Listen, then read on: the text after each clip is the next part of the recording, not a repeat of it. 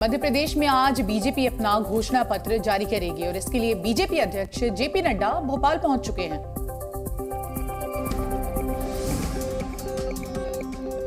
मध्य प्रदेश में विधानसभा चुनाव के लिए वोटिंग में अब कुछ ही दिन बचे हुए हैं। ऐसे में अब बीजेपी एमपी की जनता के लिए वादों का पिटारा खोलने जा रही है। बीजेपी अध्यक्ष जेपी नड्डा भोपाल के Kushabhau Thackeray international convention centre में पार्टी का घोषणा पत्र जारी करेंगे। इसके लिए वो भोपाल पहुंच चुके हैं। बीजेपी ने अपने घोषणा पत्र को संकल्प पत्र का नाम दिया है। बीजेपी अपने संकल्प पत्र में कई सारे बड़े वादे कर सकती है।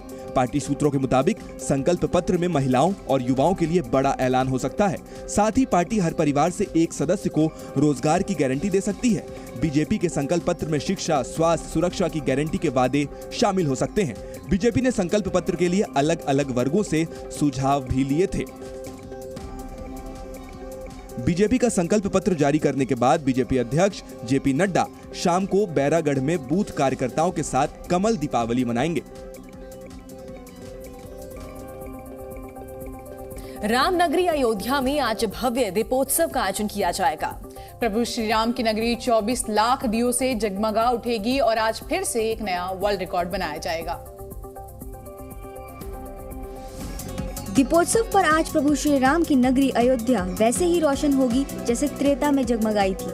दीपोत्सव के मौके पर अयोध्या की सड़कें, सरयू के घाट, किलेनुमा दीवारें सब रोशनी से जगमगाती दिखेंगी। अयोध्या में 7वीं बार अलौकिक दीपोत्सव होगा। इसके लिए बेहद खास इंतजाम किए गए हैं। पूरी राम नगरी दिव्य नजर आई। घाट रोशनी से नहाए हुए और लोग आस्था के रंग में सरोबार नजर आए। अयोध्या में 51 घाटों पर 24 लाख दिए प्रज्वलित किए जाएंगे, जो नया रिकॉर्ड होगा। राम की पैड़ी से लेकर राम मंदिर परिसर तक दीपों से पूरी नगरी रोशन होगी। तो जो अभी लेटेस्ट रिकॉर्ड जो है वो 18,82,000 दियों का है, जो 21 लाख से तोड़ने की कोशिश हो रही है यहाँ पे। दीपोत्सव के मौके पर अयोध्या में लेजर शो भी होना है। दीपोत्सव से पहले साउंड और लेजर शो के ट्रायल का आयोजन किया गया। अयोध्या का दीपोत्सव इस बार इसलिए भी खास है क्योंकि जल्द ही भगवान राम अपने भव्य मंदिर में विराजमान होने वाले हैं। दिल्ली जयपुर हाईवे में एक टैंकर और कार को अगर हम कहें तो पिकअप वैन के साथ इनकी जोरदार टक्कर हो गई, जिसके बाद एक बड़ा हादसा हो गया।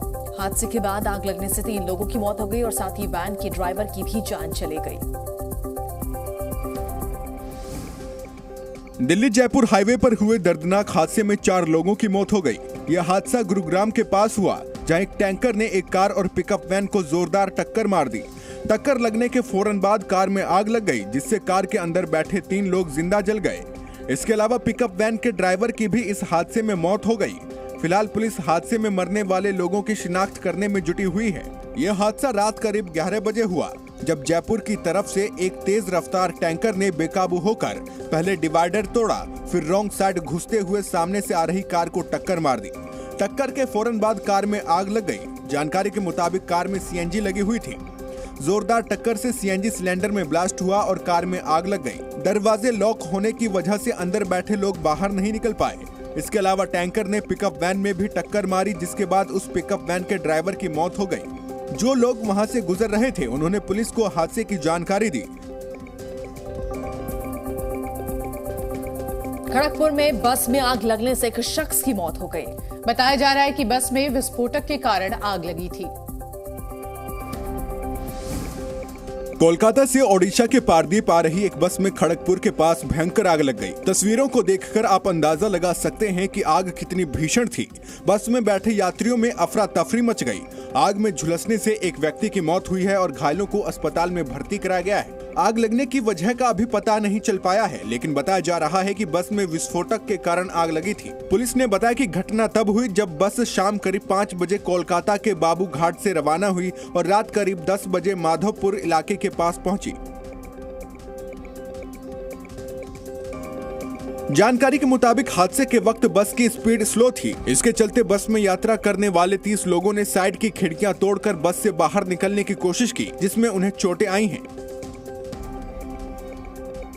सूत्रों के मुताबिक बस में आग लगने के तुरंत बाद बस का ड्राइवर और हेल्पर मौके से फरार हो गए।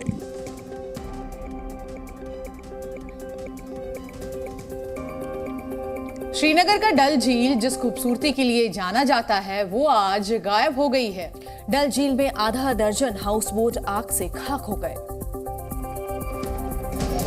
जम्मू कश्मीर के श्रीनगर की डल झील में भीषण आग लगने की घटना सामने आई है। यहाँ पर आग की चपेट में झील के किनारे खड़ी कई हाउस बोट जलकर खाक हो गई। गनीमत रही कि आग के चलते कोई जानी नुकसान नहीं हुआ है।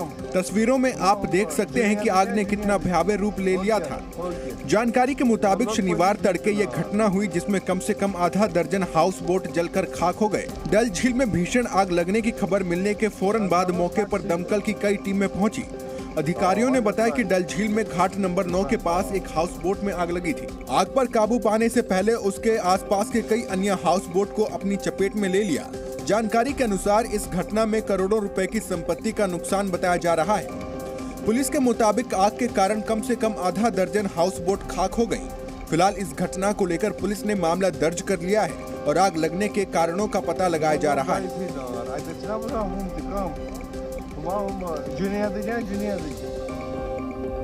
दिल्ली में कल जहां प्रदूषण का स्तर बेहद कम था तो वहीं आज फिर से AQI गंभीर श्रेणी में पहुंच गया। एक दिन की आसमानी राहत के बाद दिल्ली NCR में फिर से प्रदूषण बढ़ता जा रहा है।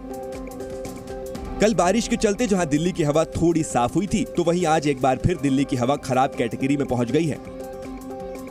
सुबह के वक्त दिल्ली के कई इलाकों में हल्की धुंध नजर आई। आज दिल्ली के ज्यादातर इलाकों में AQI 200 से ज्यादा दर्ज किया गया। केंद्रीय प्रदूषण नियंत्रण बोर्ड के मुताबिक दिल्ली में एयर क्वालिटी खराब श्रेणी में बनी हुई है।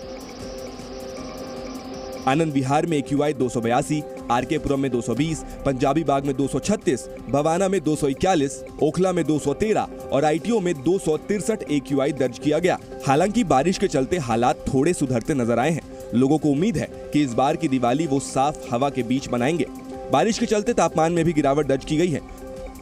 शुक्रवार को हुई बारिश से अधिकतम तापमान गिरकर 22.7 डिग्री सेल्सियस पर पहुंच गया, जो कि इस मौसम के औसत तापमान से 7 डिग्री कम है। और चलिए बात कर लेते हैं भारतीय टीम की। भारतीय टीम दीपावली के मौके पर वर्ल्ड कप में अपना आखिरी लीग मैच नीदरलैंड्स के खिलाफ खेलेगी। बेंगलुरु के मैदान पर खेले जाने वाले इस मुकाबले के लिए भारतीय टीम की नजर स्टेडियम के एक हिस्से पर जरूर होगी और वो है एक दीवार। ये दीवार है टीम इंडिया के कोच राहुल द्रविड़ के नाम पर। बेंगलुरु से हमारे संवाददाता कपिल वशिष्ठ की ये खास रिपोर्ट देखिए। बेंगलुरु के M चिन्नास्वामी स्टेडियम में भारतीय टीम की नज़र मैदान के अंदर आते ही जिस एक दीवार पर ज़रूर जाएगी, वो दीवार आपके सामने है। ये है राहुल दीवार द्रविड़। जी हाँ, भारतीय टीम के कोच राहुल द्रविड़ इसी नाम से जाने जाते हैं। उन्हें दीवार क्यों कहा जाता है बताने की ज़रूरत नहीं है, क्योंकि बॉल उनके बल्ले की तरफ आती तो थी लेकिन टकराकर ऐसे वहीं पर रह जाती थी जैसे किसी दीवार से टकराई हो। और राहुल द्रविड़ के लिए ये जो 3 शब्द कहे गए हैं, कमिटमेंट, कंसिस्टेंसी और क्लास, यही राहुल द्रविड़ की दरअसल पहचान रही। और ये उनका आइकॉनिक कवर ड्राइव देखिए।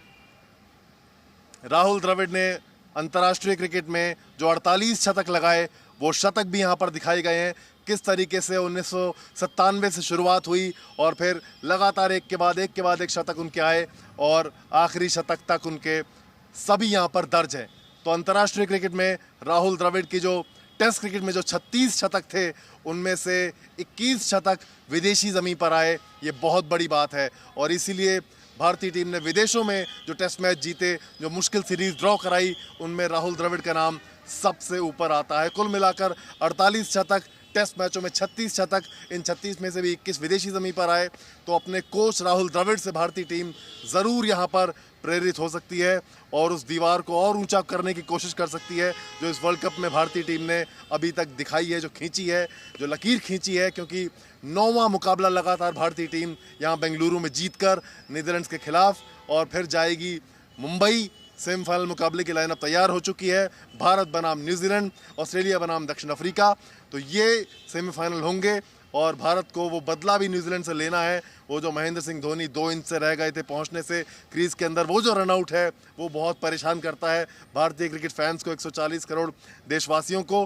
तो न्यूजीलैंड को हराकर फाइनल में पहुंचे भारतीय टीम और इस बार वर्ल्ड कप की ट्रॉफी उठाए, ICC की ट्रॉफी उठाए, क्योंकि बहुत वक्त अब हो गया है ICC की ट्रॉफी आए वर्ल्ड कप की ट्रॉफी आए हुए। तो रोहित शर्मा 19 तारीख को क्या वर्ल्ड कप की ट्रॉफी उठाएंगे, इस सवाल का जवाब अभी सभी देशवासी चाहते हैं कि हाँ में हो, लेकिन उसके लिए पहले अभी और अच्छा क्रिकेट खेलना होगा।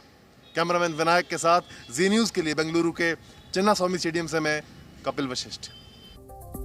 और पाकिस्तान क्रिकेट में इस वक्त कुछ बड़ा होने वाला है। सूत्रों के हवाले से खबर आ रही है कि पाकिस्तान लौटते ही बाबर आजम कप्तानी छोड़ सकते हैं।